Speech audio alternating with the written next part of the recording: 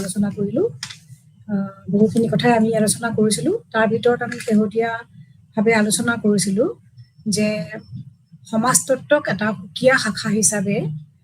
পৰিচয় কৰি দিয়াত কিছুমান কাৰকৰ প্ৰভাৱ আছিলে।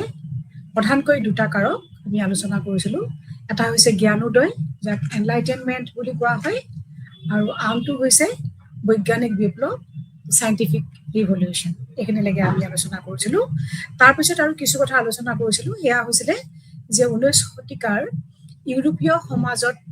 সামাজিক আৰু অৰ্থনৈতিক পৰিৱৰ্তনসমূহ কেনেকুৱা ধৰণৰ আছিলে, কি কি পৰিৱৰ্তন হৈছিলে, প্ৰধান পৰিৱৰ্তনবিলাক আমি আলোচনা কৰিছিলোঁ। তাৰ ভিতৰত আছিলে ফৰাচী বিপ্লৱ আৰু ঔদ্যোগিক বিপ্লৱ। এই দুটা বিষয় আমি আলোচনা কৰিছিলোঁ। তাৰপিছত আমি কৰিছিলোঁ যে সমাজৰ ওপৰত ঔদ্যোগিক বিপ্লৱৰ প্ৰভাৱ কেনেকুৱা আছিলে, what was the impact of industrial revolution on society. এইখিনি বস্তু আমি আলোচনা কৰিছিলোঁ। আৰু এই গোটেইখিনি কথা আৰম্ভণিতে আমি অবজেক্টিভছবিলাক কি কি, এই যে এই পাঠটো শিকাৰ শেষত কি কি জ্ঞান লাভ হ'ব তোমালোকৰ, সেই কথাখিনি উল্লেখ কৰিছিলোঁ। তোমালোকে এবাৰ মিলাই চাব পাৰা। গতিকে সমাজৰ ওপৰত ঔদ্যোগিক বিপ্লৱৰ প্ৰভাৱ কেনেকুৱা, সেই বিষয়ে আমি আলোচনা কৰি আছিলোঁ। এইখিনি আধৰুৱা হৈছিলে। গতিকে আমি সমাজৰ ওপৰত ঔদ্যোগিক বিপ্লৱৰ প্ৰভাৱ কেনেকুৱা, সেইখিনি আকৌ এবাৰ আৰম্ভণিৰ পৰা কৰিছোঁ যাতে তোমালোকে বুজি পোৱা। গতিকে অৰ্থনীতিৰ পৰিৱৰ্তনৰ লগে লগে কি হৈছিল যে সমাজত কেইবাটাও পৰিৱৰ্তন ঘটিছিল। সেই সময়ত যিহেতু পুঁজিবাদ ক্ৰমান্বয়ে জটিল হৈ পৰিছিল, গতিকে তাৰ ফলত কি হৈছিলে যে বেংক, কোম্পানী আৰু অন্যান্য বিত্তীয় নিগমসমূহৰ বিকাশ ঘটিছিল। আৰু ঔদ্যোগিক, শ্ৰমিক, পৰিচালক আৰু পুঁজিবাদীৰ এক নতুন শ্ৰেণীৰ সৃষ্টি হৈছিলে। এই যে বেংক, কোম্পানী, বিত্তীয় নিগমসমূহৰ সৃষ্টি হৈছিলে, তাৰ লগে লগে সৃষ্টি হৈছিলে এক নতুন ঔদ্যোগিক শ্ৰমিক, সেই শ্ৰমিকসকলক পৰিচালনা কৰাৰ কাৰণে পৰিচালক, আৰু কিছুমান পুঁজিবাদীৰ এক নতুন শ্ৰেণীৰ সৃষ্টি হৈছিল। নতুন ঔদ্যোগিক সমাজৰ কৃষকসকলে মুকলি আৰু উন্নত গ্ৰামাঞ্চলৰ পৰিৱৰ্তে লেতেৰা আৰু দৰিদ্ৰ পৰিৱেশত বসবাস কৰিছিল। যিহেতু মানুহবিলাক গাঁৱৰ পৰা চহৰমুখী হৈছিল, তেওঁলোকে গাঁৱত কামৰ অভাৱৰ কাৰণে তেওঁলোকে চহৰলৈ আহি চহৰত কাম কৰিবলগীয়া হৈছিল। আৰু কাম যিহেতু তেওঁলোকে ৰাতিপুৱাৰ পৰা গধূলিলৈকে কৰিবলগীয়া হৈছিল, গতিকে তেওঁলোকে নগৰবিলাকতে বা চহৰবিলাকতে তেওঁলোকে থকাৰো মানে সুবিধা বিচাৰিছিল। ইয়াৰ বাবে যিহেতু থকাৰ তেনেকুৱা সুবিধা বিশেষ নাছিল, গতিকে যিকোনো জেগাতে তেওঁলোকে মুঠতে ৰাতিটো কটাব পৰা জোখাৰে বা সৰু সৰু কিছুমান জুপুৰি ঘৰতো তেওঁলোকে জীৱন নিৰ্বাহ কৰিছিল। আৰু সেইকাৰণে ইয়াৰ ফলস্বৰূপে কি হৈছিলে, কিছুমান লেতেৰা বা মানে আনহাইজেনিক কিছুমান পৰিৱেশতো তেওঁলোকে থাকিছিলে। গতিকে ইয়াৰ ফলত কি হৈছিলে যে যিবিলাক কাৰখানা আছিল বা যিবিলাক ইণ্ডাষ্ট্ৰি আছিল, তাৰ ওচৰ চুবুৰীয়া এলেকাবিলাকত তেওঁলোকে আনহাইজেনিক পৰিৱেশবিলাকত বসবাস কৰিবলৈ বাধ্য হৈছিলে। আৰু এইবিলাকে কি কৰিছিল, গোটেই পৰিৱেশৰ ওপৰত এটা বিৰূপ প্ৰভাৱৰ সৃষ্টি কৰিছিল। গতিকে উৎপাদন বৃদ্ধিৰ ফলত কি হৈছিল, ক্ৰমান্বয়ে জনসংখ্যাও বাঢ়িবলৈ ধৰিলে। গতিকে তেওঁলোকে কি কৰিলে, যিহেতু তেওঁলোকে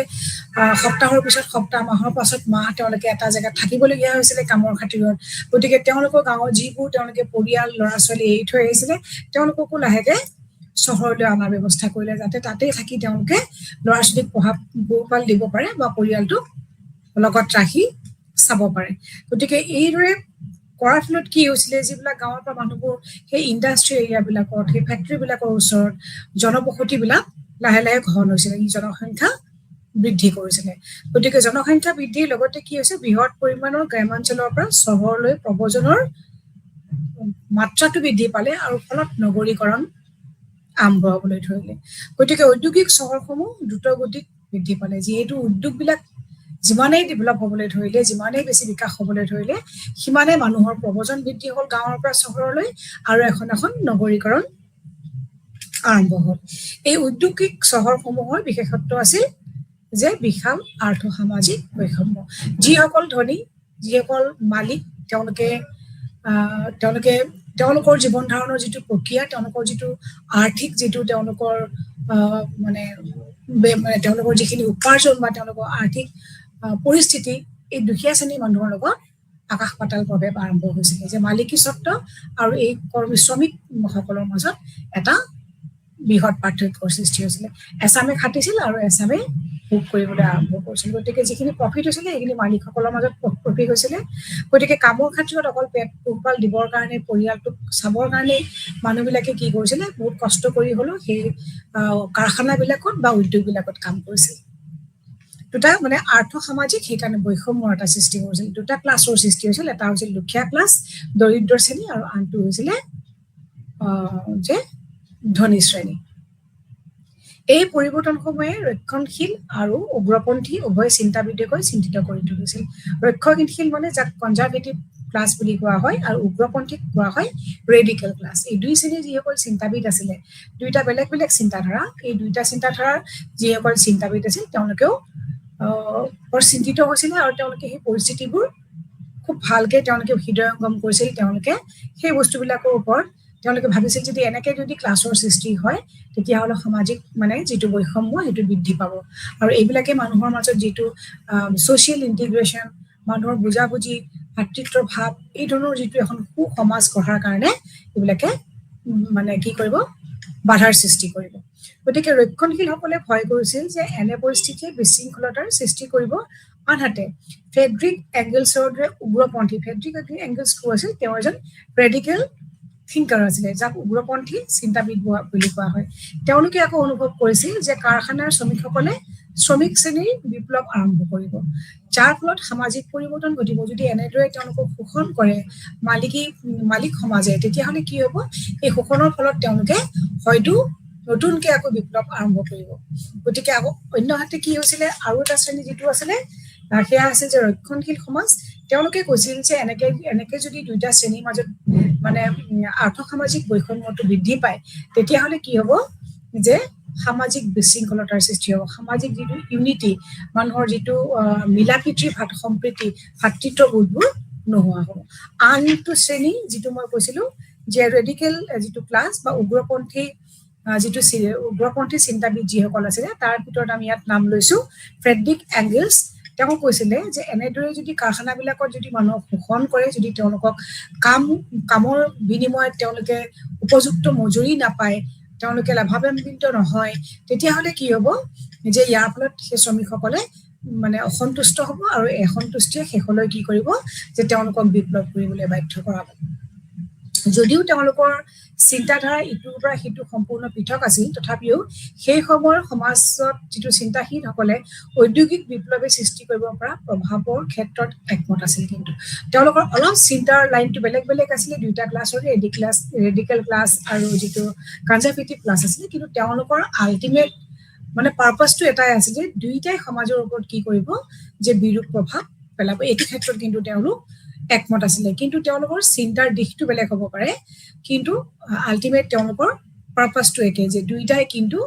কি কৰিব যে সমাজৰ ওপৰত বেয়া প্ৰভাৱ পেলাব গতিকে তেওঁলোকে নতুন শ্ৰমিক শ্ৰেণীৰ গুৰুত্বৰ বিষয়ে একমত আছিল যে নতুন শ্ৰমিক শ্ৰেণীৰ সৃষ্টি হ'ব লাগিব অৰ্থাৎ যাক আমি বেলেগ ধৰণৰ সুবিধা বা তেওঁলোকৰ যিখিনি প্ৰয়োজন সেইখিনি গুৰুত্ব আৰোপ কৰি তেওঁলোকৰ শিক্ষা দীক্ষাৰ পৰা আৰম্ভ কৰি তেওঁৰ যিখিনি সুবিধা পাব লাগে সেই সুবিধাখিনি যিখিনি মজুৰি পাব লাগে সেইখিনিৰো উপযুক্ত ব্যৱস্থা কৰি পেলাই এটা নতুন শ্ৰমিক শ্ৰেণীৰ সৃষ্টি কৰাটো খুবেই দৰকাৰ গতিকে ঔদ্যোগিক বিপ্লৱৰ এই গুৰুত্বপূৰ্ণ বিষয়সমূহ যিবোৰে প্ৰথম পৰ্যায়ৰ সমাজ বিজ্ঞানীসকলক চিন্তিত কৰিছিলে সেইবোৰ আছিল কি ব্যৱস্থা কি পৰিৱৰ্তন হৈছিলে যে শ্ৰমিকৰ অৱস্থা সম্পত্তিৰ পৰিৱৰ্তন নগৰীকৰণ আৰু প্ৰযুক্তি এই বস্তুখিনি মই তোমালোকক ইয়াত স্লাইডত দি থৈছো তোমালোকে এবাৰ চাই ল'ব পাৰা শ্ৰমিকৰ অৱস্থা সম্পত্তিৰ পৰিৱৰ্তন নগৰীকৰণ আৰু প্ৰযুক্তি এই গোটেইখিনি কিহৰ ফলত হৈছিলে যে impact of industrial revolution on society এনেকে গোটেইখিনি তোমালোকে মনত ৰাখিবলৈ যদি কথাখিনি অসুবিধা হয় তেতিয়াহ'লে এই পইণ্টকেইটা তোমালোকে যদি মনত ৰাখা যে শ্ৰমিকৰ ওপৰত কি ব্যৱস্থা হৈছিল সম্পত্তিৰ কিদৰে পৰিৱৰ্তন হৈছিলে নগৰীকৰণে কি প্ৰভাৱ বিস্তাৰ কৰিছিলে আৰু প্ৰযুক্তিৰ ফলত কি হৈছিলে এই কথাখিনি তোমালোকে পইণ্ট ৱাইজ পৰীক্ষাত লিখি যাবা তেতিয়া তোমালোকৰ মানে ভাল মাৰ্কছ পাবলৈ সুবিধা হ'ব আৰু তোমালোকৰ পঢ়াৰ ক্ষেত্ৰতো সুবিধা হ'ব গতিকে কিছুমান বস্তু পঢ়াৰ সুবিধাৰ কাৰণে সদায় কি কৰিব লাগে পইণ্ট ৱাইজ লিখি যাব লাগে এটা বস্তু থিওৰিটিকেলি বা এছে টাইপ যেতিয়া তোমালোকে পঢ়ি যাবা গোটেইখিনি কথা মনত ৰখাটো অসুবিধা হয় তেতিয়া নিজৰ হিচাপত তোমালোকে সেই পেজটো পঢ়ি উঠি কেইটামান বুলেট পইণ্ট বনাই ল'বা সেইটো মই তোমালোকক ইয়াত দি দিছো সেইকেইটা হৈছে এইকেইটা পইণ্টৰ ওপৰত যদি তোমালোকে ফ'কাছ কৰি এক্সপ্লেইন কৰা তেতিয়াহ'লে এই কথা যিখিনি আমি আলোচনা কৰিলো সেই গোটেইখিনি ইয়াতে সাঙুৰ খাই আছে আশা কৰো এইখিনিলৈকে তোমালোকে বুজি পাইছা ইয়াৰ পিছত আমি এতিয়া আগবাঢ়িম সমাজতাত্ত্বিক তত্ত্বৰ বিকাশ rise of sociological theory এতিয়া আমি আৰম্ভণিতে দেখি অহাৰ দৰে যি সময়ত সমাজতত্ত্ব এটা বিষয় হিচাপে গঢ় লৈ উঠিছিলে সেই সময়ত ইউৰোপত এনলাইটেনমেন্ট যিটো আমি আলোচনা কৰি আছো জ্ঞানোদয় ৰূপত এক বৌদ্ধিক আলোড়নৰ সৃষ্টি হৈছিলে যি সময়ত সমাজতত্ত্ব এটা বিষয় হিচাপে পৰিগণিত হৈছিলে আমি এই বিষয়ে ইতিমধ্যে আলোচনা কৰিছো এইটো আছিল উল্লেখযোগ্য বৌদ্ধিক বিকাশ আৰু দাৰ্শনিক চিন্তাধাৰাৰ পৰিৱৰ্তনৰ এক সময় কোনটো সময় এই যে আমি কৈ আহিছো জ্ঞানোদয় বা এনলাইটেনমেন্ট এই কথা সময়খিনি কিহৰ উল্লেখযোগ্য পৰিৱৰ্তন আছিলে বৌদ্ধিক বিকাশ আৰু দাৰ্শনিক চিন্তাধাৰাৰ পৰিৱৰ্তন তোমালোকক হয়তো এটা বা এক নম্বৰ কোৱেশ্চন আহিব পাৰে বা সৰুকে তোমালোকক সুধিব পাৰে উল্লেখযোগ্য পৰিৱৰ্তনবোৰ কি আছিলে যে জ্ঞানোদয় সময়ছোৱাৰ তোমালোকে লিখিবা যে বৌদ্ধিক বিকাশ হৈছিল সেইখিনি সময়ত বিভিন্ন চিন্তাবিদসকলে সমাজৰ পৰিৱৰ্তনৰ ওপৰত বা বিকাশৰ ওপৰত তেওঁলোকৰ মতবাদবিলাক তেওঁলোকে আগবঢ়াই আহিছিলে আৰু দ্বিতীয়টো হৈছে দাৰ্শনিক চিন্তাধাৰাৰ পৰিৱৰ্তনৰ এক সময় বৌদ্ধিক আৰু দাৰ্শনিক চিন্তাধাৰা এইখিনি মানে কি হৈছিলে নতুন নতুন তেওঁলোকে কিছুমান নীতি নিয়ম তেওঁলোকৰ চিন্তাধাৰা তেওঁলোকৰ মতবাদ এইবিলাক তেওঁলোকে আগবঢ়াই আহিছিলে এইটো কিহৰ ফলত জ্ঞানোদয় পৰ্যায়ত হৈছিলে ঠিক আছে ইয়াৰ পিছত সমাজত ঘটা পৰিৱৰ্তনসমূহৰ সন্দৰ্ভত জ্ঞানোদয় চিন্তাবিদসকলৰ মাজত হোৱা ঐক্যমতৰ পৰা সমাজতত্ত্বৰ উত্থানলৈ লৈ যোৱা মূল বৌদ্ধিক পূৰ্বসূৰীসমূহ আছিল দুই ধৰণৰ আছিলে দুটা মনত ৰাখিবা তোমালোকে প্ৰথমতে ইতিহাসৰ দৰ্শন মই তোমালোকক ইয়াত স্লাইডত দিয়ে দিছো ফিলচফি অফ হিষ্ট্ৰী ইতিহাসৰ দৰ্শন প্ৰথমতে এইটো হৈছিলে তাৰপিছত ছেকেণ্ডটো আছিলে emergence of the quantitative method of social survey সামাজিক জৰীপৰ পৰিমাণগত পদ্ধতিৰ উত্থান এটা প্ৰথমতে যদি আমি ইতিহাসৰ দৰ্শন বুলি চাওঁ এই দৃষ্টিৰে সমাজখন বিভিন্ন পৰ্যায়ত অগ্ৰসৰ হৈছিল যদি আমি এই দৃষ্টিৰে চাওঁ যে ইতিহাসৰ দৰ্শনৰ ফালৰ পৰা চাওঁ এই নিৰ্দিষ্ট পদ্ধতিৰ উপস্থিতিৰ বাবে কি হৈছিলে যে সমাজখনক বুজিবলৈ প্ৰাকৃতিক বিজ্ঞানৰ আৰ্হিত বৈজ্ঞানিক পদ্ধতিৰ নিয়মসমূহ প্ৰস্তুত কৰা হৈছিল যে বিজ্ঞানসন্মত সমাজ অধ্যয়নৰ বিজ্ঞানসন্মত নানা নীতি নিয়ম তত্ত্ব ইত্যাদিবিলাকৰ সহায়ত সমাজখনক এক নতুন ৰূপত অধ্যয়ন কৰাৰ সুযোগ হৈছিলে কাৰণ বেলেগ বেলেগ চিন্তাবিদসকলে সেই সময়ত বিজ্ঞানৰ ভিত্তিত বৈজ্ঞানিক পদ্ধতি অৱলম্বন কৰি সমাজখনৰ বিকাশ বা উত্থানৰ ওপৰত মতবাদ আগবঢ়াইছিল দ্বিতীয়তে সামাজিক জৰীপ পৰিমাণগত পদ্ধতিৰ উত্থান যিটো মই ক'লো এই মতে সমাজতাত্ত্বিক অনুসন্ধানৰ এক পদ্ধতি হিচাপে এই সামাজিক জৰীপক সমাজত প্ৰচলিত সামাজিক সমস্যাবোৰ বুজিবলৈ আৰু সেইবোৰৰ সমাজ সংস্কাৰমূলক সমাধান বিচাৰি উলিয়াবলৈ এক আহিলা হিচাপে স্বীকৃতি দিয়া হৈছিল নানা ধৰণৰ জৰীপ বা যিটো আমি ইংৰাজীত সাৰ্ভে বুলি কওঁ সাৰ্ভে কৰি এক বিজ্ঞানসন্মত যুক্তিসংগত তথ্য সংগ্ৰহ কৰাৰ কাৰণে চেষ্টা কৰা হৈছিল আৰু এই জৰীপবিলাকৰ সহায়ত সমাজত যিবোৰ নীতি নিয়ম বা প্ৰথা মানে প্ৰচলিত হৈ আছিলে সেইবিলাকৰ ওপৰত যুক্তি প্ৰদৰ্শন কৰাৰ কাৰণে চিন্তাবিদসকলে আগবঢ়াইছিল গতিকে জৰীপ কৰাৰ অৰ্থটো কি হ'ল যে জৰীপৰ দ্বাৰা কিছুমান লজিকেল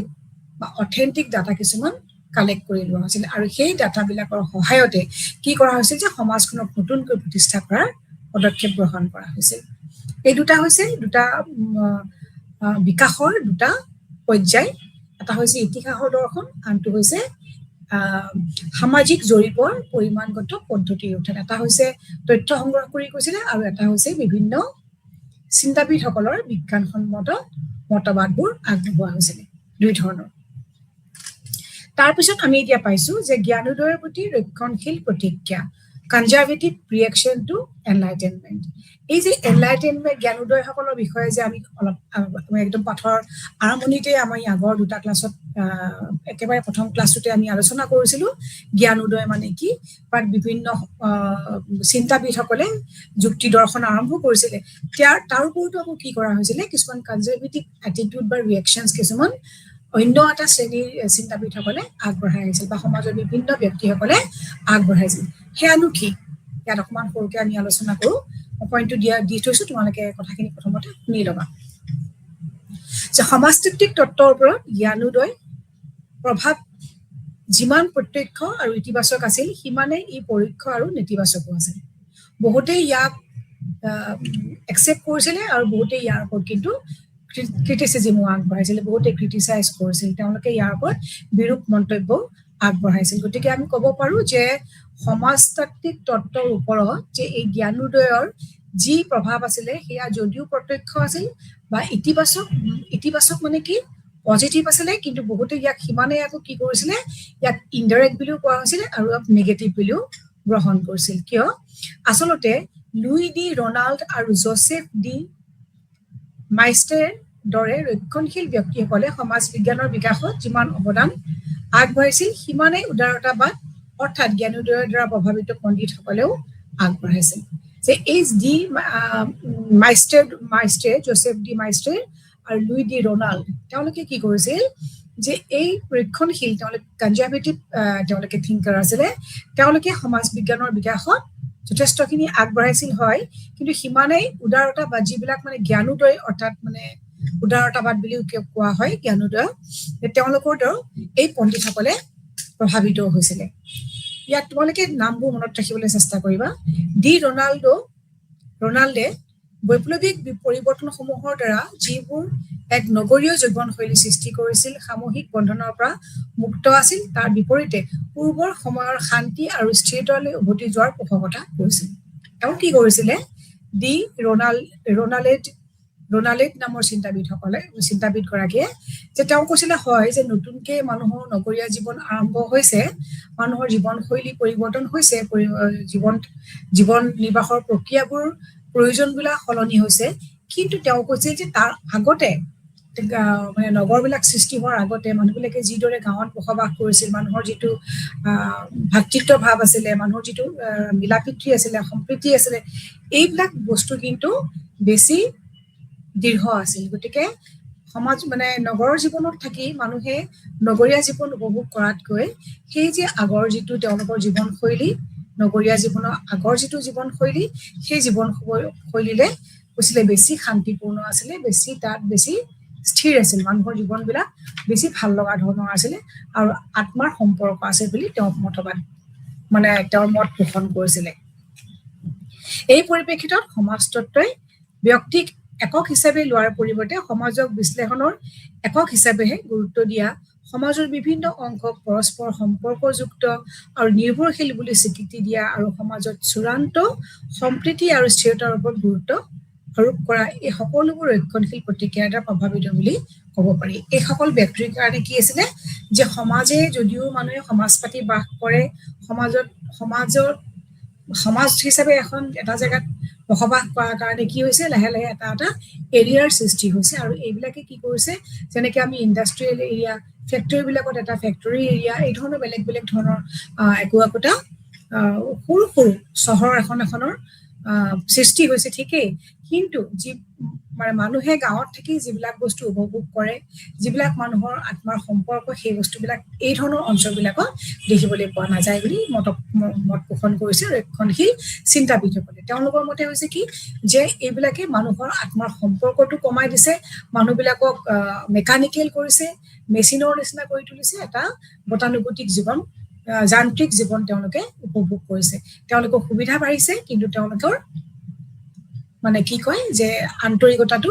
কমিছে। গতিকে এইবিলাকৰ ফলত কি হৈছে, এখন সমাজৰ ঠিকেই সৃষ্টি হৈছে, মানুহৰ জীৱনশৈলী পৰিৱৰ্তন হৈছে, উন্নত হোৱা বুলি ক'ব পাৰি বা মডাৰ্ণাইজ হোৱা বুলি ক'ব পাৰি। তাৰ ফলত কিন্তু পুৰণি যিখিনি মানুহৰ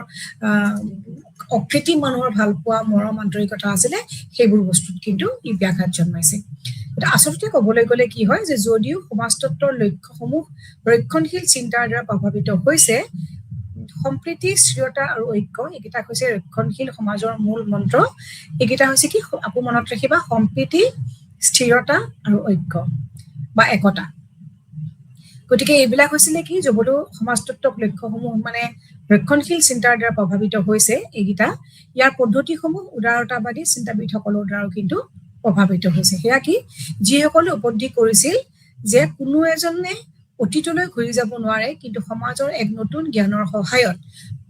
নতুন জ্ঞান মানে আমি ধৰি লৈছো ইয়াতে বৈজ্ঞানিক পদ্ধতি এক উন্নত সমাজ গঢ়ি তুলিব পাৰে এই কথাখিনি আছিলে কাৰ ৰিডজাৰ নামৰ এজন চিন্তাবিদৰ তেওঁ কৈছিলে কি যে যদিও সমাজতত্বৰ লক্ষ্যসমূহ ৰক্ষণশীল চিন্তাৰ দ্বাৰা প্ৰভাৱিত হৈছে অৰ্থাৎ সম্প্ৰীতি স্থিৰতা আৰু ঐক্য ইয়াৰ পদ্ধতিসমূহ উদাৰতাবাদী চিন্তাবিদসকলৰ দ্বাৰা প্ৰভাৱিত হৈছিলে ভালদৰে শুনিবা তোমালোকে যিসকলে উপলব্ধি কৰিছিল যে কোনো এজনে অতীতলৈ ঘূৰি যাব নোৱাৰে কিন্তু সমাজৰ এক নতুন জ্ঞানৰ সহায়ত এক উন্নত সমাজ গঢ়ি তুলিব পাৰে অৰ্থাৎ আমি যদিও বিচাৰিছো যে আমি এতিয়া বৰ্তমান যিটো সময়ত আছো যিটো যুগত আছো যিবিলাক সা সুবিধা নীতি নিয়ম পদ্ধতিৰ দ্বাৰা আমি আমাৰ জীৱনটো পৰিচালিত কৰিছো সেই পৰ্যায়টোৰ পৰা কিন্তু আমি আকৌ আমাৰ পুৰণা দিনবিলাকলৈ আমি ঘূৰি যোৱাটো সম্ভৱপৰ নহয় সময় সদায় আগফালে গতি কৰে গতিকে আমি পিছলৈ ঘূৰি চাব নোৱাৰো কিন্তু আমি কিছুমান বস্তু মনত ৰাখিব পাৰো কিছুমান বস্তুক আমি সন্মান জনাব পাৰো শ্ৰদ্ধা জনাব পাৰো সেই কিছুমান বস্তু আমি ৰক্ষণাবেক্ষণ দিব পাৰো কিন্তু আমি অতীতলৈ ঘূৰি যাব নোৱাৰো গতিকে যিহেতু ভৱিষ্যতলৈ আমি আগবাঢ়িবলৈ বৰ্তমানক লৈ আগবাঢ়িব লাগিব বৰ্তমানৰ যিবিলাক নতুন পদ্ধতি যিবিলাক সৃষ্টি যিবিলাক উদ্ভাৱন যিবিলাক শৈলী সেইবিলাকৰ সহায়ত যদি আমি পজিটিভলি লওঁ বা বিজ্ঞানমতভাৱে গ্ৰহণ কৰো সেইখিনি পজিটিভ চাইডখিনি লওঁ তেতিয়াহ'লে কিন্তু আমাৰ ভৱিষ্যতৰ সমাজখন আমি আৰু উন্নত মানদণ্ডৰ কৰি আমাৰ জোখাৰে আমাৰ প্ৰয়োজন সাপেক্ষে আমি গঢ় দি ল'ব পাৰিম এই কথাখিনি কোনে কৈছিলে ৰিডজাৰ নামৰ এজন চিন্তাবিদে তেওঁ 2016 চনতে তেওঁৰ এই চিন্তা ভাগ আগবঢ়াইছিলে ঠিক আছে এইদৰে উদাৰতাবাদ আৰু ৰক্ষণশীল চিন্তাই মিলি সমাজতত্বৰ সৃষ্টি কৰিছিল গতিকে সমাজতত্বত প্ৰভাৱ পেলোৱা দুটা দিশ কোনকেইটা এটা হৈছে উদাৰতাবাদ আনটো হৈছে ৰক্ষণশীল এই বৌদ্ধিক আলোড়নসমূহ কেতিয়া হৈছিলে 18 পৰা 19 শতিকাৰ পশ্চিম ইউৰোপত প্ৰচলিত সামাজিক পৰিসৰ আছিলে কিন্তু তেওঁলোকে তাৰ পৰা বিচ্ছিন্ন নাছিল কেতিয়া 18 আৰু 19 শতিকাৰ পশ্চিম ইউৰোপত যিবিলাক প্ৰচলিত সামাজিক পৰিৱেশ আছিলে সেই পৰিৱেশৰ দ্বাৰা এই চিন্তাধাৰাটো যিটো মই অলপ আগতে ক'লো ই প্ৰভাৱিত হৈছিল ইয়াৰ পিছত আমি আগবাঢ়িছো এমাৰ্জেন্স অফ ছ'চিয়েল এন্থ্ৰপলজি সামাজিক নৃতত্বৰ উত্থান কি ইমান দেৰিলৈকে আমি সমাজতত্বৰ বিষয়ে পঢ়ি আছিলো কেনেকে বিকাশ হৈছিল কি কি কাৰকৰ দ্বাৰা প্ৰভাৱিত হৈছিলে কোনবিলাক ইয়াতে চিন্তাবিদৰ প্ৰভাৱ ইয়াত পৰিছিল ইত্যাদি বিভিন্ন কথা আমি সমাজতত্বৰ সৈতে জড়িত কথা আমি আলোচনা কৰি আহিছিলো এতিয়া আমি আগবাঢ়িছো সামাজিক নৃতত্বৰ উত্থান সামাজিক নৃতত্ব বুলি ক'লে কি বুজি পোৱা যাক ইংৰাজীত কোৱা হয় ছ'চিয়েল এন্থ্ৰপলজি তো ছ'চিয়েল এন্থ্ৰপলজি কেনেকে উত্থান হৈছিল অৰ্থাৎ কেনেকে বিকাশ হৈছিল এতিয়া ইয়াত মই তোমালোকক গোটেইখিনি আলোচনাৰ গুৰুত্বপূৰ্ণ পইণ্টকেইটা মই দি দিছো তোমালোকে ইয়াৰ লগত মিলাই চাই যাবা আৰু মই কথাখিনি ভালকে শুনি ল'বা প্ৰথমতে গতিকে নৃতত্বৰ বিষয়বস্তু প্ৰাকৃতিক বিজ্ঞান আৰু মানৱীয়তাৰ মানে হিউমেনিটিজ যিবিলাক সংযোগত আৰম্ভ হৈছিল এই যে নৃতত্ব কথাটো আমি কৈছো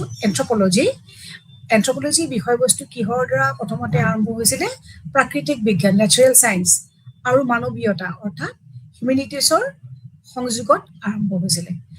এইটো পইণ্ট তোমালোকে লিখি ৰাখিব পাৰা যদি লিখিব বিচাৰা যে সামাজিক নৃতত্বৰ এটা অংশ হোৱাৰ বাবে ইয়াৰ উত্থান ঐতিহাসিকভাৱে নৃতত্বৰ আন উপাদানসমূহৰ বিকাশৰ সৈতে জড়িত হৈ আছে গতিকে সামাজিক নৃতত্ব ক'ৰ লগত জড়িত নৃতত্বৰ সৈতে জড়িত সো নৃতত্বৰ সৈতে যিহেতু ই এটা অংশ ই আচলতে সম্পূৰ্ণ নহয় নৃতত্ব বিষয়ৰ ই এটা অংশ তাক আমি সামাজিক নৃতত্ব বুলি কৈছো যদিও ইয়াৰ লগত কি হৈছে যে ঐতিহাসিকভাৱে নৃতত্বৰ যিবোৰ কথা জড়িত হৈ আছে সেইবিলাকো কিন্তু পৰোক্ষ বা প্ৰত্যক্ষ বা পৰোক্ষভাৱে সামাজিক নৃতত্বৰ সৈতে জড়িত হৈ আছে গতিকে আমি সামাজিক নৃতত্ব যদি পঢ়িবলৈ বিচাৰো তেতিয়াহ'লে নৃতত্বৰ যিটো হিষ্টৰিকেল বেকগ্ৰাউণ্ড সেই কথাখিনিও কিন্তু আমি জানিব লাগিব কাৰণ ইটোৰ লগত সিটোৰ সম্পৰ্ক আছে এতিয়া সামাজিক নৃতত্বৰ উত্থান সমাজতত্বৰ অন্যান্য শাখাবিলাক সামাজিক নৃত্যৰ উত্থান প্ৰথম পইণ্টতে মই বুলেট পইণ্টত দি থৈছো তোমালোকে চাই ল'ব পাৰা অন্যান্য শাখাবিলাক কোনবিলাক যেনেকে দৰ্শন ইতিহাস নৃ ইতিহাস যিটো কোৱা হয় যাক এথনো হিষ্ট্ৰী বুলি কোৱা হয় তাৰপিছত ইতিহাস তাৰপিছত মনোবিজ্ঞান ৰাজনীতি বিজ্ঞান আৰু অৰ্থনীতিৰ সৈতেও ওতঃপ্ৰোতভাৱে জড়িত হৈ আছে কিন্তু সমাজ নৃতত্বৰ আটাইতকৈ নিকটৱৰ্তী শাখাটো হ'ল কি সমাজতত্ব এইখিনি কথা মনত ৰাখিবা যে সামাজিক নৃতত্বৰ যিটো ইতিহাসৰ সৈতে জড়িত হৈ আছে নৃতত্বৰ ই এটা শাখা তথাপিও নৃতত্বৰ লগতে অন্যান্য যিবোৰ বিভাগ আছে যেনেকে দৰ্শন ইতিহাস মনোবিজ্ঞান ৰাজনীতি বিজ্ঞান অৰ্থনীতি ইত্যাদি বিষয়সমূহৰ লগতো সামাজিক নৃতত্ব ওতঃপ্ৰোতভাৱে জড়িত হৈ আছে আৰু ইয়াৰ ভিতৰত আটাইতকৈ নিকটৱৰ্তী বিষয়টো হ'ল কি সমাজতত্ব ঠিক আছে তাৰ পাছত আমি আগবাঢ়িছো যে নৃতত্বৰ অত্যন্ত বৈচিত্ৰ্যময় বিষয়বস্তুৰ পৰিপ্ৰেক্ষিতত এই শাখাৰ উত্থানৰ বৌদ্ধিক যিটো বিকাশৰ ধাৰা আছে সেই ধাৰাসমূহ বিলাকৰ ব্যাপকভাৱে বিচাৰি উলিওৱাটো যথেষ্ট কঠিন ইয়াৰ লগত যিটো বিভিন্ন ধৰণৰ মানে বিষয়বোৰ ইয়াৰ লগত জড়িত হৈ আছে যেনেকে ক'লো যে নৃতত্বৰ ইতিহাস পৰ্যন্ত ইয়াৰ লগত জড়িত হৈ আছে গতিকে তাৰ উপৰি এই ওপৰত উল্লেখ কৰা এই বিষয়বিলাকো কি হৈছে ইয়াৰ লগত জড়িত হৈ আছে গতিকে ইয়াৰ শিপাডাল বিচাৰি উলিওৱাটো এটা নিৰ্দিষ্ট শিপা বিচাৰি উলিওৱাটো যথেষ্ট কঠিন গতিকে সমাজতত্বৰ দৰে নৃতত্বৰ উত্থান আৰু বিকাশ পশ্চিমীয় জগতৰ বৈজ্ঞানিক বিকাশৰ সৈতে ইয়াৰ পোনপটীয়াকৈ ই জড়িত হৈ আছে বুলি ক'ব পাৰি গতিকে ইয়াক এটা নিৰ্দিষ্ট দিশত ইয়াৰ শিপাডাল বিচাৰি উলিওৱাটো গুৰিটো বিচাৰি উলিওৱাটো বৰ কঠিন কাৰণ বিভিন্ন ধৰণৰ বিষয়ৰ লগত ই সাঙুৰ খাই আছে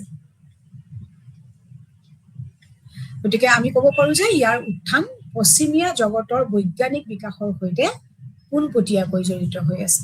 পশ্চিমীয়া জগতৰ যিবিলাক বৈজ্ঞানিক বিকাশ সেই বৈজ্ঞানিক বিকাশৰ ভিতৰত উপৰোক্ত গোটেইবোৰ বিষয়ে পৰে এইবিলাকৰ লগতে কিন্তু ডাইৰেক্টলি মানে কানেক্ট হৈ আছে তাৰ পাছত আহিল যে নৃতত্ব এটা পুৰণি বিষয় যে এন্থ্ৰপলজি নতুনকৈ সৃষ্টি হোৱা বিষয় নহয় ই হৈছে এটা পুৰণি বিষয়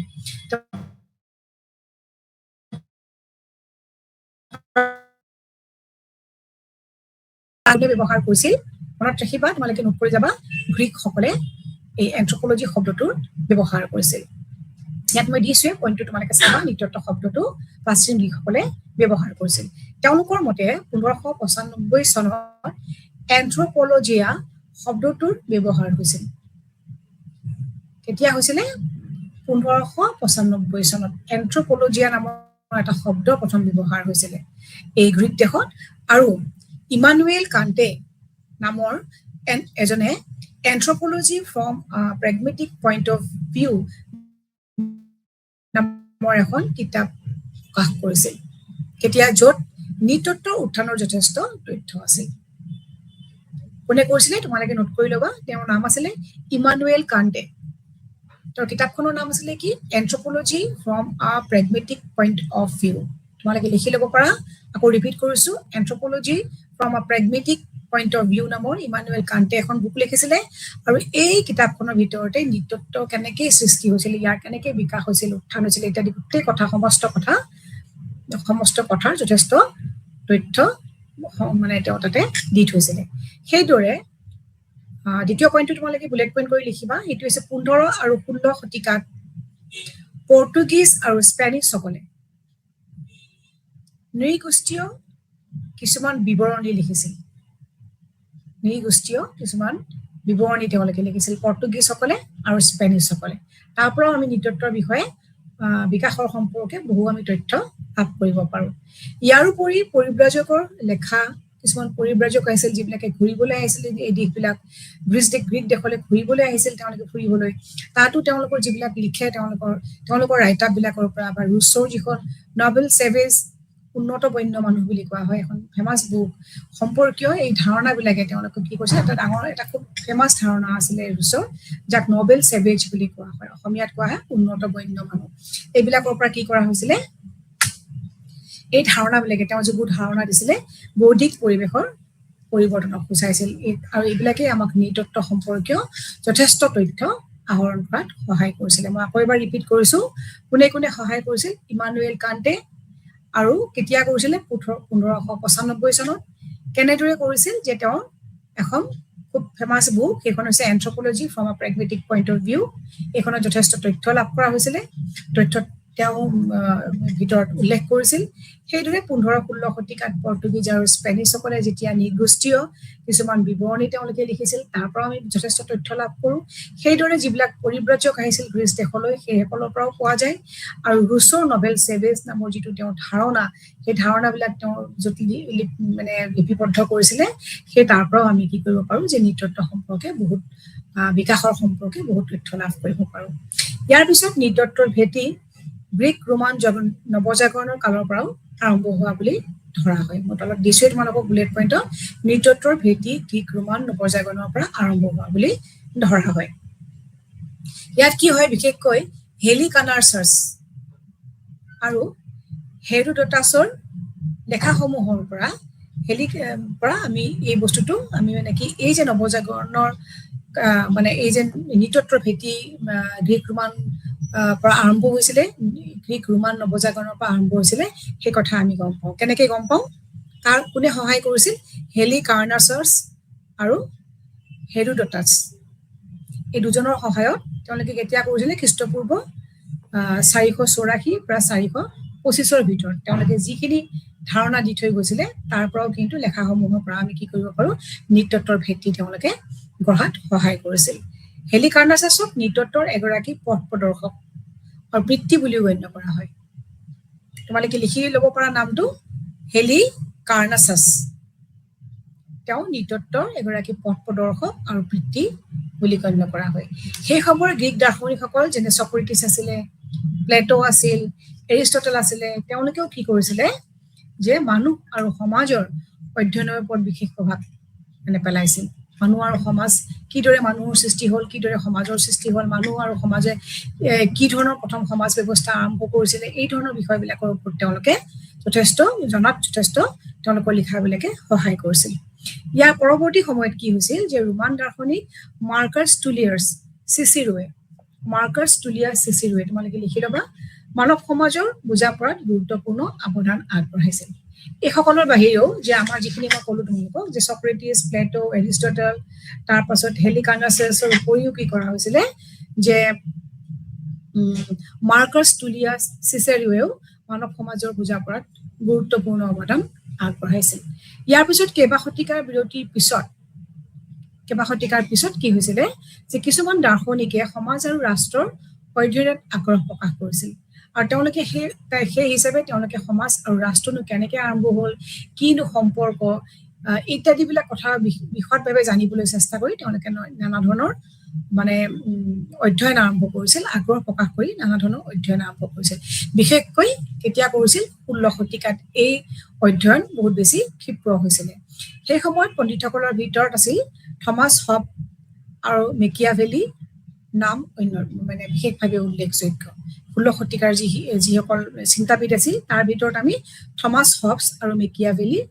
এই দুজন চিন্তাবিদৰ নাম বিশেষভাৱে উল্লেখ কৰিব পাৰো। ইয়াৰ পূৰ্বে আকৌ 14 শতিকাত ইবন খালাদুলে নামৰ এজন চিন্তাবিদে কি কৰিছিল? নৈতিক ইতিহাসক ঐতিহাসিক দৰ্শন আৰু সামাজিক পৰিঘটনাৰ ওপৰত উল্লেখযোগ্য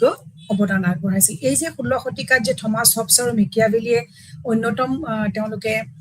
চিন্তাবিদ আছিলে যে সমাজ আৰু মানুহৰ জীৱন ধাৰাৰ ওপৰত অধ্যয়ন কৰাৰ ওপৰত যথেষ্ট আগ্ৰহ প্ৰকাশ কৰিছিল আৰু অধ্যয়ন কৰিছিল। ঠিক সেইদৰে 14 শতিকাত কি হৈছিলে? ইবনে খালদুলে নামৰ এজন চিন্তাবিদে নৈতিক ঐতিহাসিক দৰ্শন আৰু সামাজিক পৰিঘটনাৰ ওপৰত যথেষ্ট অধ্যয়ন কৰিছিল আৰু উল্লেখযোগ্য অৱদান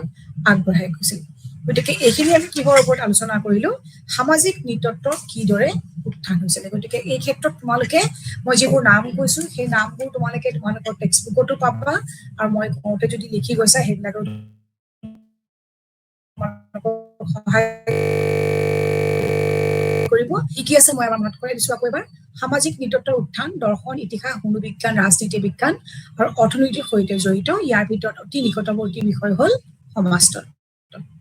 ইয়াৰ পিছত ইয়াৰ উত্থান পশ্চিমীয়া জগতৰ বৈজ্ঞানিক বিকাশৰ সৈতে পোনপটীয়াভাৱে জড়িত হৈ আছিলে। যে নৃতত্ব শব্দটো প্ৰাচীন গ্ৰীকসকলে ব্যৱহাৰ কৰিছিল আৰু ইয়াৰ কিদৰে লাহে লাহে পৰিৱৰ্তন হৈছিল সেই বিষয়ে মই ইতিমধ্যে তোমালোকক উল্লেখ কৰিলোৱে। ইমানুৱেল কাণ্টে, তাৰপিছতে পৰ্তুগীজ আৰু স্পেনিছসকলে নৃগোষ্ঠীৰ ওপৰত কিদৰে তেওঁলোকে অধ্যয়ন কৰিছিল, তাত পৰিব্ৰজকসকলে কিদৰে তেওঁলোকৰ ৰাইট আপ বিলাকৰ এই আমাৰ এন্থ্ৰপলজিৰ বিষয়ে উল্লেখ কৰিছিল, ৰুছৰ কেনেকে নবেল চেভিজ বিলাক হৈছিল, এই গোটেইখিনি কথা 3 নম্বৰ পইণ্টৰ ভিতৰত তোমালোকে উল্লেখ কৰিব পাৰা। তাৰপিছত আমি 15-16 শতিকাৰ কথাও লিখিছিলো, কিদৰে পৰ্তুগীজ আৰু স্পেনিছসকলে নৃগোষ্ঠীয় কিছুমান বিৱৰণী লিখিছিল। এইখিনি কথা মই উল্লেখ কৰি দিছো পইণ্ট হিচাপত। তাৰপিছত নৃতত্বৰ ভেটি গ্ৰীক ৰোমান নৱজাগৰণৰ পৰা কিদৰে আৰম্ভ হৈছিল যে আমাৰ সক্ৰেটিছৰ চিন্তাধাৰা প্ৰকাশ কৰিছিলে নৃতত্বৰ বিষয়ে তাৰপিছত কেনেকৈ পৰৱৰ্তী সময়ত মাৰ্কাছ টুলিয়াছ চিচাৰোৱে তাৰপিছত আকৌ 14 শতিকাত ইবনে খালদুলে নৈতিক ঐতিহাসিক দৰ্শন আৰু সামাজিক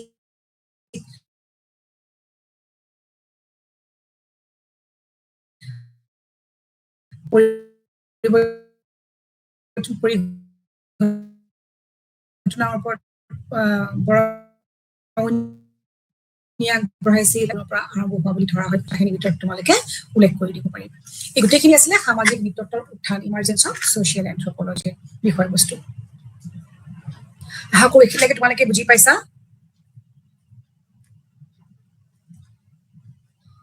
এতিয়া আমি আগবাঢ়িম ফাৰ্ষ্ট ফেজ অফ ডেভেলপমেণ্ট দুটা ফেজ আছে এটা হৈছে বিকাশৰ প্ৰথম পৰ্যায় আৰু বিকাশৰ দ্বিতীয় পৰ্যায় কিহৰ বিকাশৰ প্ৰথম আৰু দ্বিতীয় পৰ্যায় সামাজিক নৃতত্বৰ উত্থানৰ বা বিকাশৰ দুটা পৰ্যায়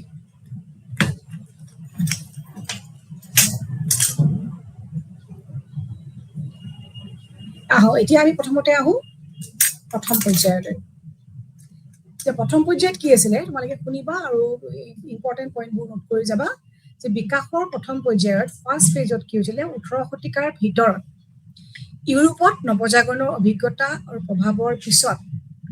সমাজৰ বুজাবুজিৰ ক্ষেত্ৰত অপৰিসীম অৱদান আগবঢ়োৱাত বহুতো বিশিষ্ট দাৰ্শনিকে অৱদান আগবঢ়াইছিল তোমালোকে বুজি পাইছা এইখিনি কথা আমি ইতিমধ্যে আলোচনা কৰিছো যে 18 শতিকাত ইউৰোপত নৱজাগৰণৰ কি অভিজ্ঞতা হৈছিলে আৰু ইয়াৰ প্ৰভাৱত সমাজত কি ধৰণৰ প্ৰভাৱ বিস্তাৰ হৈছিলে সেই ক্ষেত্ৰত কি কৰিছিলে যে আমি আৰু বিশেষকৈ জানিব পাৰিছিলো কিছুমান চিন্তাবিদৰ চিন্তাধাৰাত সেইসকলৰ ভিতৰত দাৰ্শনিক আছিলে কোন ৰুছো আছিল ভিকো বেৰন ডি মণ্টাস্কিৰ জন লক আদি নামবিলাক মই আকৌ কৈছো তোমালোকে লিখি ল'ব পাৰা ৰুছো ভিকো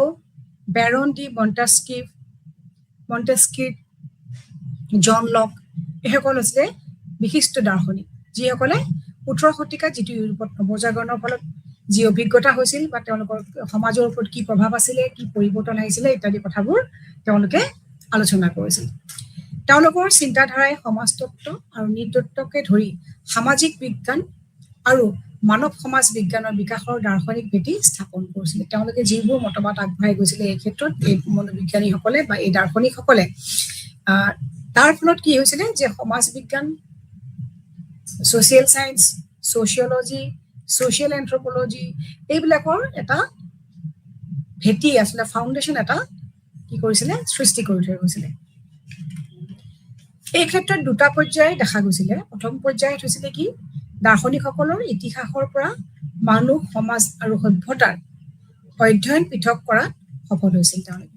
মানুহৰ কিদৰে সৃষ্টি হৈছিলে মানুহৰ পিছত সমাজৰ কিদৰে সৃষ্টি হৈছিল সমাজৰ পিছত সভ্যতা কেনেকৈ আহিল এই গোটেইখিনি বস্তু বেলেগ বেলেগকে খুব সুন্দৰভাৱে চিষ্টেমেটিকেলি ষ্টাডি কৰাৰ ক্ষেত্ৰত তেওঁলোকৰ চিন্তাধাৰাবিলাকে তেওঁলোকৰ লিখনিবিলাকে তেওঁলোকৰ যিবিলাক অৱদান সেইবিলাকে সহায় কৰিছিল পিছৰ পৰ্যায়ৰ মানুহক আৰু তাৰ দ্বাৰা সাধাৰণ সমাজতত্ত্ব প্ৰস্তুত কৰিছিল এই গোটেইবিলাক ষ্টাডি কৰাৰ পিছত সমাজতত্ত্বনো কি ছ'চিয়লজি বস্তুটোনো একচুৱেলি কি ইয়াৰ বিষয়বস্তু কেনেধৰণৰ হোৱা উচিত এই কথাবোৰ বুজিবলৈ সহজ হৈছিল অন্যহাতে হোবেলৰ মতে নৃতত্বৰ উৎপত্তি মূলতঃ প্ৰাকৃতিক বিজ্ঞানৰ পৰা হৈছে ইতিহাস বা দৰ্শনৰ পৰা নহয় ইয়াৰ পিছত আৰু এজন চিন্তাবিদ আছিল তেওঁৰ নাম আছিল হোবেলে কৈছিলে যে নৃতত্ব বিষয়টো আচলতে ক'ৰ পৰা সৃষ্টি হৈছে এই যে আমি যিবিলাক ইতিহাস বা দৰ্শনৰ কথা কৈ আছো তাৰ পৰা আমাৰ সমাজ বিজ্ঞান বা সমাজ তত্ত্বৰ সৃষ্টি হৈছে কিন্তু নৃতত্বৰ ওপৰত বিশেষভাৱে প্ৰভাৱ পেলাইছে কিহে প্ৰাকৃতিক বিজ্ঞান যিটো আমি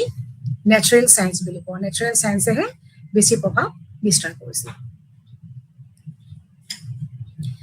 এতিয়া এইটো হৈছে প্ৰথম পৰ্যায় দ্বিতীয় পৰ্যায়ত হৈছিলে কি বিকাশৰ দ্বিতীয় পৰ্যায়ত প্ৰাকৃতিক বিজ্ঞানৰ স্থিৰ ভাৰসাম্য আৰ্হিৰ পৰা এক গতিশীল আৰ্হিলৈ পৰিৱৰ্তন ঘটিছিল 1870 চনৰ পৰা ভৌতিক নৃতত্ব ফিজিকেল যিটো এন্থ্ৰপলজি বুলি কোৱা হয় প্ৰাক ঐতিহাসিক প্ৰি হিষ্ট্ৰী আৰু নৃগোষ্ঠীয় যিটো বিজ্ঞান যাক এথনলজি বুলি কোৱা হয় এই গোটেইকেইটা বিষয় কি কৰা হৈছে যে একত্ৰিত কৰি নৃতত্বৰ এক স্বকীয় চৰিত্ৰ প্ৰকাশ পাবলৈ আৰম্ভ কৰিছিল গতিকে নৃতত্বৰ এটা নিজস্ব ইণ্ডিপেণ্ডেণ্ট এটা বিষয়বস্তু সৃষ্টি হৈছিল কেতিয়াৰ পৰা এই 1870 চনৰ পৰা যেতিয়া এই যে ভৌতিক নৃতত্ব প্ৰাক ঐতিহাসিক আৰু নৃগোষ্ঠীয় বিজ্ঞানক একত্ৰিত কৰা হৈছিল, যে ডিফাৰেণ্ট বেলেগ বেলেগ কৰা নহয়, ছেপাৰেট নকৰি পেলাই গোটেইকেইটা একেলগে সাঙুৰি পেলাই কি কৰা হৈছিল যে নৃতত্বৰ ভেটি স্থাপন কৰা হৈছিল। এই কালছোৱাই শৈক্ষিক শাখা হিচাপে নৃতত্বৰ উত্থানক সূচাইছিল, যে এই সময়ছোৱাই আছিলে যে এটা এডুকেশ্যনেল এটা ডিচিপ্লিন হিচাপে কি কৰা হৈছিল যে নৃতত্বৰ মানে এটা ছাবজেক্ট হিচাপে ইয়াক গঢ় দিয়াত সহায় কৰিছিল। যে এক শৈক্ষিক শাখা হিচাপে অৱশ্যে ইয়াৰ উত্থান ঘটিছিল ঊনবিংশ শতিকাতহে, যদিও 1870 চনৰ পৰা ইয়াক এইদৰে গোটেইবিলাক এই বিভিন্ন শাখাবোৰ একত্ৰিত কৰি নৃতত্বৰ সৃষ্টি কৰাৰ ওপৰত প্ৰস্তুতি আৰম্ভ হৈছিল, তথাপি একেবাৰে সম্পূৰ্ণভাৱে এটা ইণ্ডিপেণ্ডেণ্ট ছাবজেক্ট হিচাপে কেতিয়া ষ্টাডি হৈছিলে, শিক্ষাৰ এটা বিষয় হিচাপে, ডিচিপ্লিন হিচাপে ঊনবিংশ শতিকাতহে। গতিকে 18 আৰু 19 শতিকাত ইউৰোপত ঘটা বিভিন্ন বৌদ্ধিক আৰু আৰ্থসামাজিক পৰিৱৰ্তনসমূহ, বিশেষকৈ ফৰাচী বিপ্লৱ আৰু ঔদ্যোগিক বিপ্লৱৰ প্ৰভাৱত যিবিলাক পৰিৱৰ্তন হৈছিলে, সেইবিলাকে ইয়াক মানে নৃতত্বক এটা বিশেষ ছাবজেক্ট হিচাপে, এটা ছেপাৰেট এডুকেশ্যনেল ডিচিপ্লিন হিচাপে গঢ় দিয়া বিশেষ সহায় বা অৰিহণা মানে আগবঢ়াইছিল। ইয়াতে আমি ক'ব পাৰো যে ফ্ৰেড ডব্লিউ ভাৰ্গট, এজন চিন্তাবিদ, তেওঁৰ মতে 18 শতিকাৰ মনীষীসকলে এটা নতুন শাখাৰ ভেটি স্থাপন কৰিছিল, যিটো আছিল এক সাধাৰণকৃত সমাজতত্ব, ছচিয়লজি বুলি কোৱা হৈছিলে। পিছলৈ অৰ্থাৎ ঊনবিংশ শতিকাত ই সম্প্ৰসাৰিত আৰু সংশোধিত হৈ এক নৃতাত্ত্বিক বিজ্ঞানৰ আৰ্হি হিচাপে কাম কৰিছিলে। ফ্ৰেড ডব্লিউ ভাৰ্গটে আকৌ এটা নতুন, তেওঁ এটা নিজে এটা বেলেগ এটা মতবাদ দিছিলে। তেওঁ আকৌ কৈছিলে কি যে 18 শতিকাত যিসকল মনীষী আছিলে তেওঁলোকে এটা নতুন শাখাৰ ভেটি স্থাপন কৰিছিল, হয়, কিন্তু সেইটো আৰম্ভণিতে সমাজতত্ব বুলি নামাকৰণ কৰা হৈছিলে। আৰু পিছলৈ অৰ্থাৎ ঊনবিংশ শতিকাত কি হৈছিলে, ইয়াক আৰু অলপ বেছি বহল কৰা হৈছিলে, সম্প্ৰসাৰিত কৰা হৈছিলে আৰু ইয়াক মডিফাই কৰা হৈছিলে। মডিফাই কৰি উঠিহে ইয়াক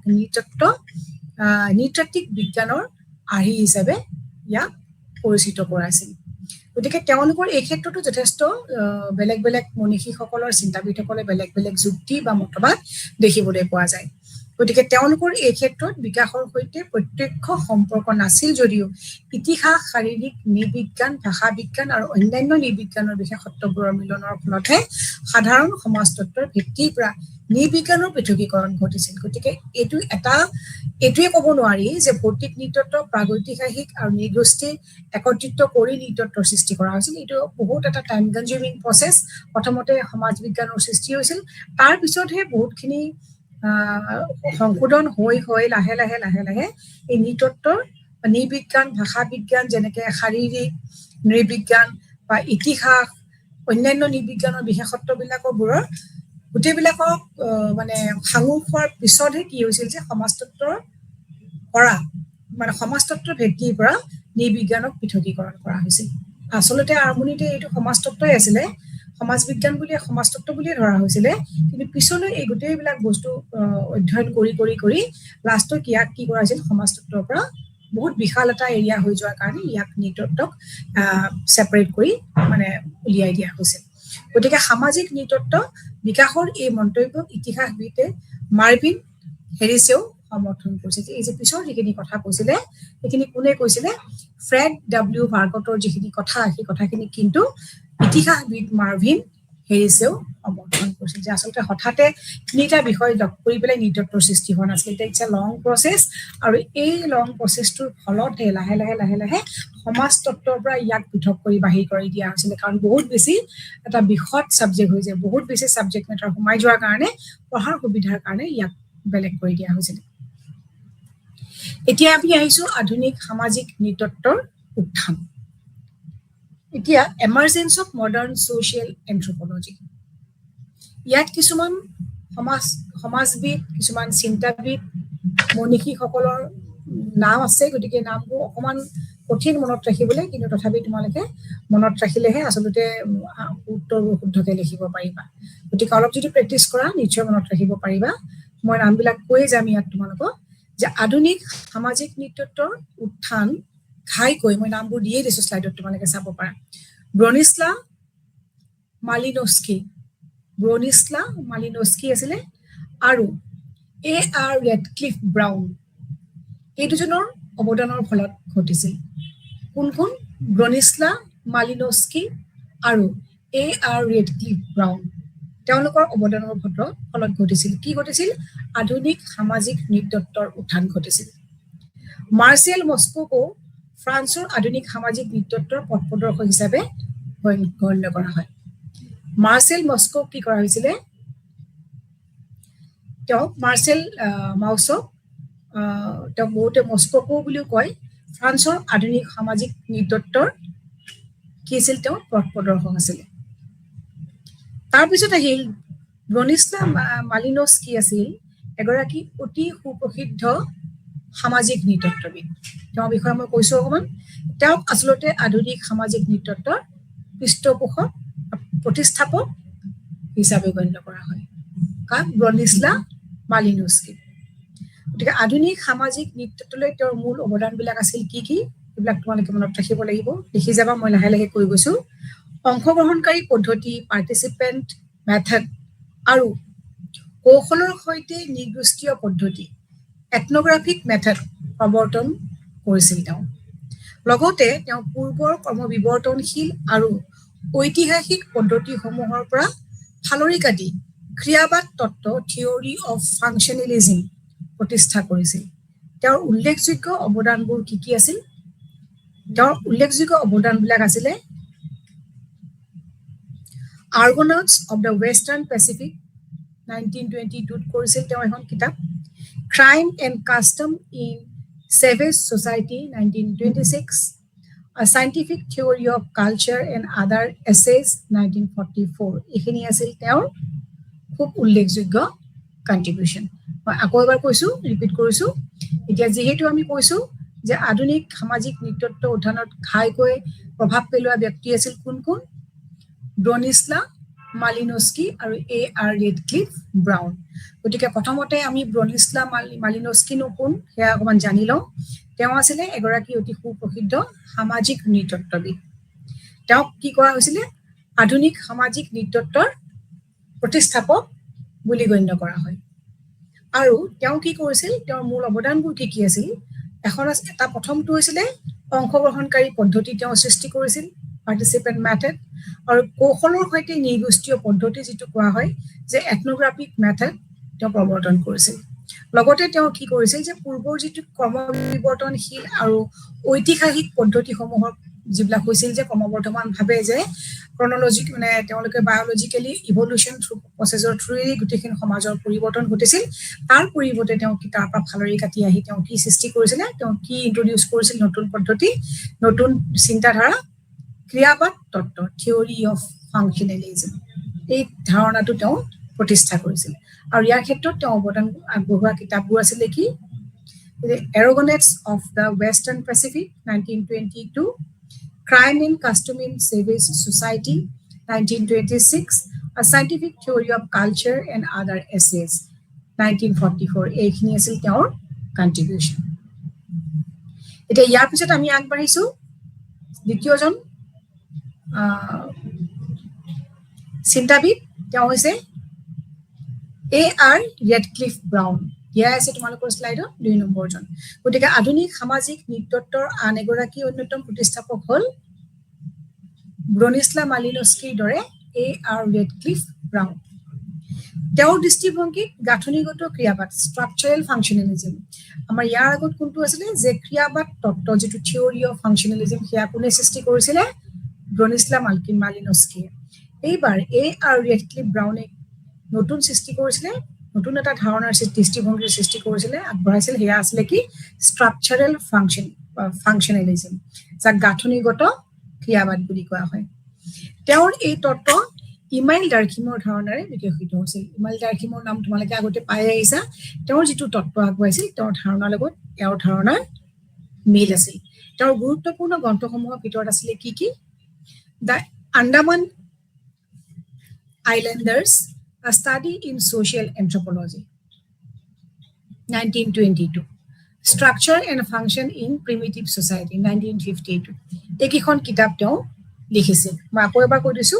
তেওঁ হৈছে আনজন চিন্তাবিদ যিয়ে আমাৰ সামাজিক নৃতত্বৰ উত্থানৰ ক্ষেত্ৰত অৱদান আগবঢ়াইছিল তেওঁ দৃষ্টিভংগীত কি প্ৰকাশ পাইছিলে তেওঁৰ দৃষ্টিভংগী আছিলে গাঁথনিগত ক্ৰিয়াবাদ বা ষ্ট্ৰাকচাৰেল ফাংচনেলিজম বুলিও কোৱা হয় তেওঁৰ এই তত্ত্বটো কাৰ লগত মিল আছিলে ইমাইল ডাৰ্কিমৰ ধাৰণাৰ দ্বাৰা বিকশিত হৈছিলে আৰু তেওঁৰ গুৰুত্বপূৰ্ণ গ্ৰন্থকেইখন আছিল দ্য আন্দামান আয়াৰলেণ্ড আ ষ্টাডি ইন আয়াৰলেণ্ডাৰ্ছ দ্য আন্দামান আয়াৰলেণ্ডাৰ্ছ আ ষ্টাডি ইন ছ'চিয়েল এন্থ্ৰপলজি এখন কেতিয়াৰ সৃষ্টি হৈছিল 1922 আনখন ফেমাছ বুক আছিলে structure and function in primitive society এখন আছিল তেওঁ লিখিছিলে 1952 এইখিনি আছিলে তেওঁৰ কন্ট্ৰিবিউশন কাৰ A.R. ৰেডক্লিফ ব্ৰাউন তাৰপিছত আমি আগবাঢ়িছো মাৰ্চেল মাউছৰ বিষয়ে মাৰ্চেল মাউছ আছিলে আন এজন সমাজতত্ত্ববিদ আৰু নৃতত্ত্ববিদ তেওঁ বিনিময়ৰ ধৰণ আৰু সামাজিক গাঁথনিৰ মাজৰ সম্পৰ্ক তুলনামূলক অধ্যয়নৰ বাবে সুপৰিচিত তেওঁ কি সৃষ্টি কৰিছিলে বিনিময়ৰ ধাৰণা যিটো আৰু সামাজিক গাঁথনিৰ মাজৰ সম্পৰ্ক যে বিনিময় আৰু সামাজিক গাঁথনিৰ মাজৰ কেনেকুৱা ধৰণৰ সম্পৰ্ক আছে এই সম্পৰ্কটোৰ ওপৰত তেওঁ এটা খুব তত্ত্বগধুৰ অধ্যয়ন কৰিছিল এই দুটাৰ মাজত এটা তুলনামূলক তেওঁ এটা অধ্যয়ন কৰিছিল আৰু এই অধ্যয়নৰ কাৰণে তেওঁ সকলোৱে চিনি পাইছিল মাৰ্চেল মাউছক তেওঁক ফ্ৰান্সৰ আধুনিক সামাজিক নৃতত্বৰ প্ৰতিষ্ঠাপক হিচাপেও গণ্য কৰা হয় ফ্ৰান্সৰ এজন তেওঁ ফেমাছ বিখ্যাত তেওঁ এজন চিন্তাবিদ আছিল আৰু তেওঁ কি কাৰণে কি বুলি ফেমাছ আছিলে আধুনিক সামাজিক নৃতত্বৰ প্ৰতিষ্ঠাপক বুলি কোৱা হৈছিল যিদৰে ব্ৰনিস্লা মালিনস্কি আছিলে এগৰাকী সামাজিক নৃতত্বৰ আধুনিক সামাজিক নৃতত্বৰ প্ৰতিষ্ঠাপক সেইদৰে ফ্ৰান্সৰ আধুনিক সামাজিক নৃতত্বৰ প্ৰতিষ্ঠাপক হিচাপে পৰিচিত আছিলে কোন মাৰ্চেল মাউছ তেওঁৰ আটাইতকৈ গুৰুত্বপূৰ্ণ গ্ৰন্থসমূহ আছিল দ্য গিফ্ট 1922 এই কিতাপখন তেওঁ লিখিছিল দ্য গিফ্ট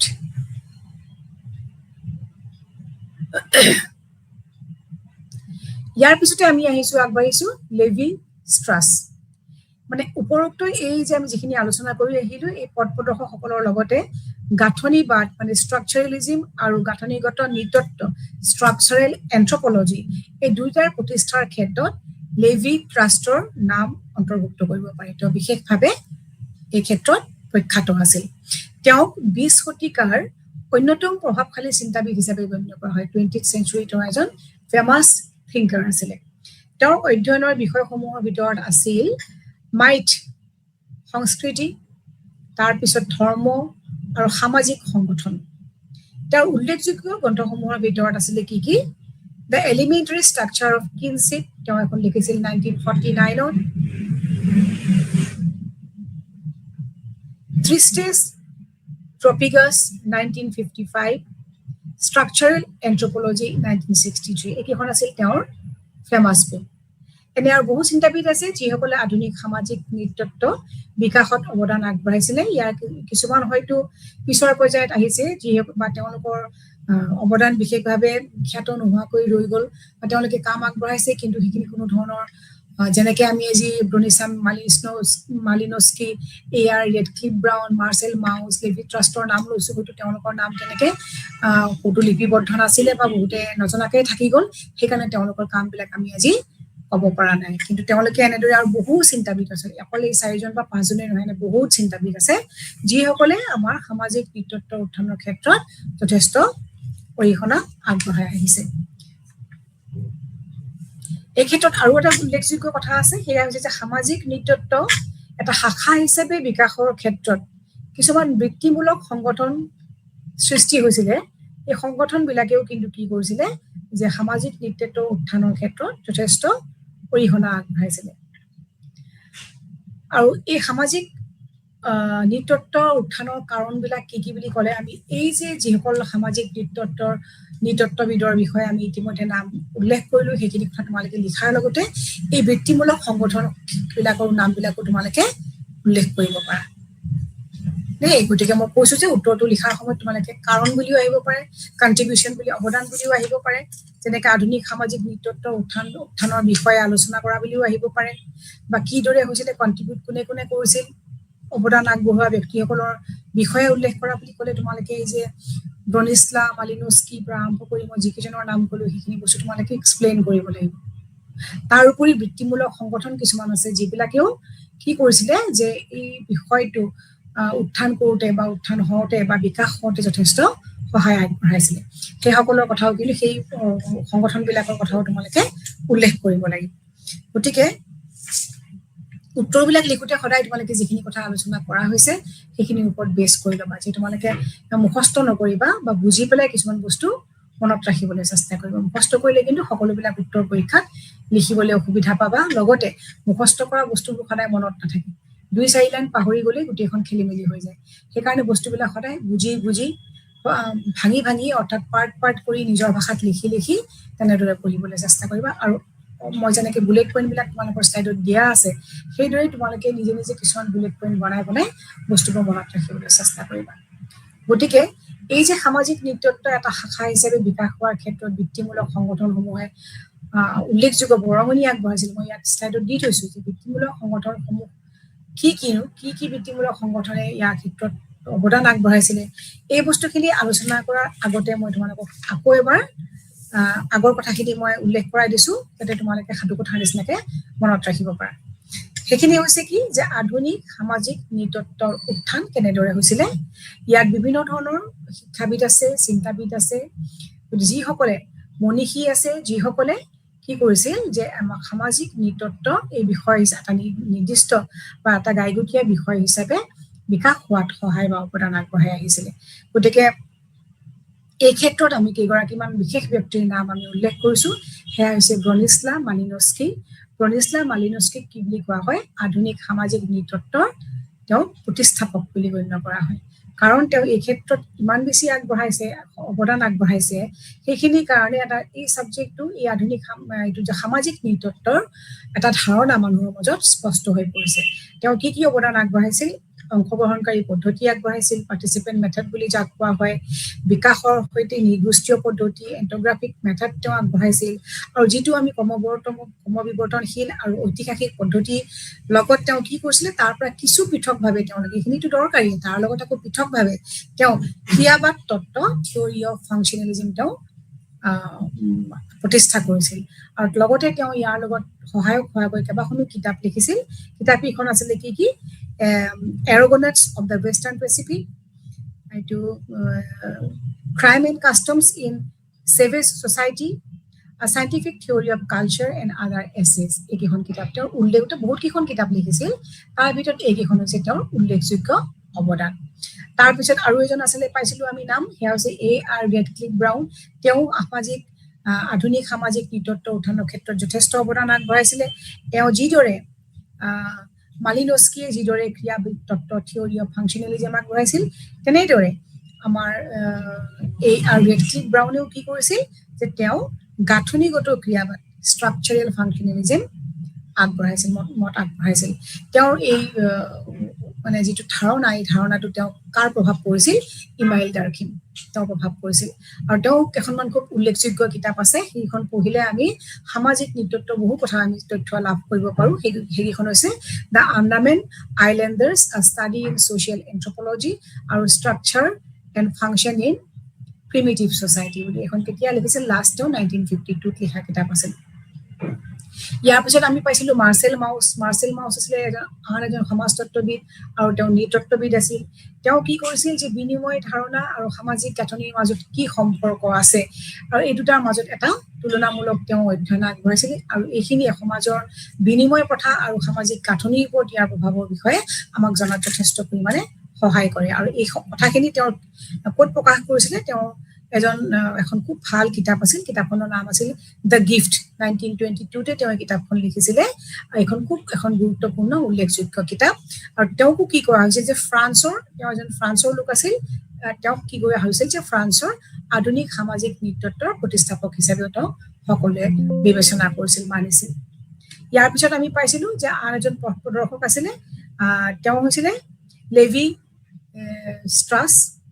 লেভি ষ্ট্ৰাছৰ তেওঁ হৈছিলে কি, যে তেওঁ এজন মডাৰ্ণ বা আধুনিক, তেওঁ এজন পিছৰ পৰ্যায়ৰ তেওঁ এজন চিন্তাবিদ আছিলে। আগৰ কেইজনৰ পিছত তেওঁলোকতকে আছিল নতুন। তেওঁক কি কৰা হৈছে, যে 20 শতিকাৰ অৰ্থাৎ 20 শতিকাৰ অন্যতম প্ৰভাৱশালী চিন্তাবিদ হিচাপে গণ্য কৰা হৈছিল। আৰু তেওঁ অধ্যয়নৰ ভিতৰত ষ্টাডি কৰা বিষয়বিলাকৰ ভিতৰত যিটো মাইথ বুলি আমি যিবিলাক কওঁ, তাৰপিছত যিটো অসমীয়া আমাৰ ভাৰতীয় সংস্কৃতি, তাৰপিছত ধৰ্ম, সামাজিক সংগঠন, এইবিলাকৰ ওপৰত তেওঁ মানে ষ্টাডি কৰিছিল। আৰু ইয়াৰ ওপৰত বেছ কৰি তেওঁ কেইখনমান কিতাপ লিখিছিল তাৰ ভিতৰত উল্লেখযোগ্য কিতাপ কেইখন আছিল দ্য এলিমেণ্টাৰী ষ্ট্ৰাকচাৰ অফ কিনশ্বিপ থ্ৰিষ্টিছ ট্ৰপিগিউছ তাৰপিছত ষ্ট্ৰাকচাৰেল এন্থ্ৰপলজি এইকেইখন আছিলে তেওঁৰ উল্লেখযোগ্য কিতাপ গতিকে আমি